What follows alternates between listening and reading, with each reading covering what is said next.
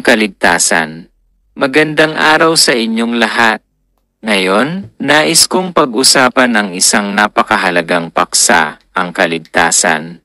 Sa panahon natin ngayon, maraming mga tao ang naliligaw ng landas at nahahaluan ng takot at pagdududa. Subalit, sa salita ng Diyos, mayroon tayong katiyakan ng kaligtasan. Tingnan natin ang mga prinsipyo ng kaligtasan ayon sa Biblia. 1. Ang nilalaman ng kaligtasan. Ang kaligtasan ay una at higit sa lahat, isang biyaya mula sa Diyos. Sabi sa Efeso, sapagkat sa biyaya kayo'y naligtas sa pamamagitan ng pananampalataya, at ito'y hindi sa inyong sarili, ito'y kaloob ng Diyos, hindi sa pamamagitan ng mga gawa, upang ang sinuman ay huwag magmapuri. Dito, makikita natin na ang kaligtasan ay hindi nakasalalay sa ating mga gawa o kakayahan, kundi sa biyayang ibinibigay ng Diyos sa atin. 2. Ang paghahanap ng kaligtasan. Sa Roma, sinasabi, sapagkat ang lahat ay nagkasala at nalalahanan ng kaluwalhatian ng Diyos.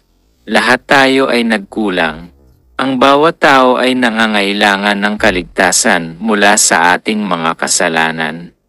Ngunit sa Roma, may magandang balita. Kung ipahayag mo ng iyong bibig na si Hesukristo ay Panginoon, at manampalataya ka sa iyong puso na siya'y muling binuhay ng Diyos mula sa mga patay, ikaw ay maliligtas.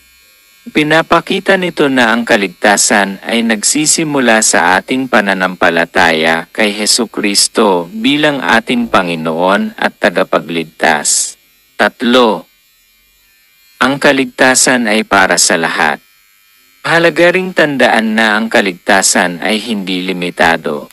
Sa Juan, sinasabi, sapagkat gayon na lamang ang pag-ibig ng Diyos sa sanlibutan, kaya't ibinigay niya ang kanyang bugtong na anak, upang ang sinumang sumampalataya sa kanya ay huwag mapahamak, kundi magkaroon ng buhay na walang hanggan.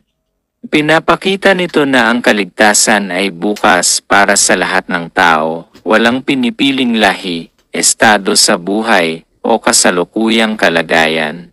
4. Ang layunin ng kaligtasan. Ngunit ano ang layunin ng kaligtasan? Sa Efeso ay nagsasabi, sapagkat tayo'y kanyang nilikha kay Hesukristo upang gumawa ng mabubuting gawa na inihanda ng Diyos ng una upang tayo'y lumakad sa mga ito. Ang kaligtasan ay hindi lamang tungkol sa ating pagkakaroon ng buhay na walang hanggan. Ito rin ay tungkol sa pagbabago sa ating mga buhay at paggawa ng mabubuting gawa bilang pagsagot sa biyayang ating natanggap. Ang wakas.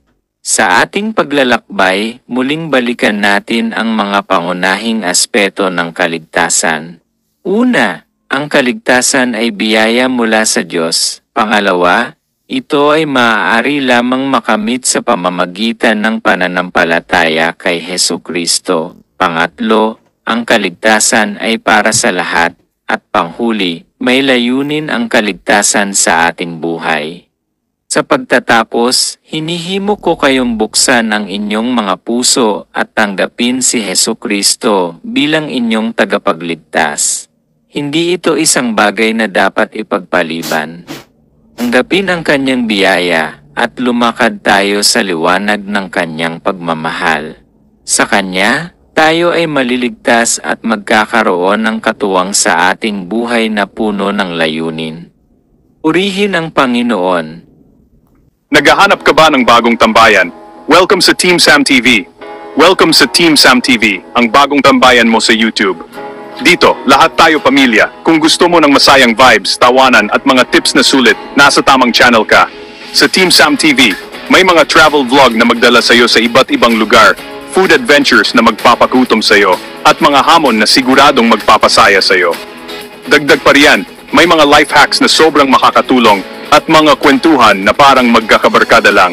Kaya kung gusto mo ng pang-araw-araw na saya at inspirasyon, i-click na ang subscribe button at sumali sa Team Sam Fam. So anong hinihintay mo pa? Tara na! Mag-subscribe na at gawin nating Team Sam Day ang bawat araw.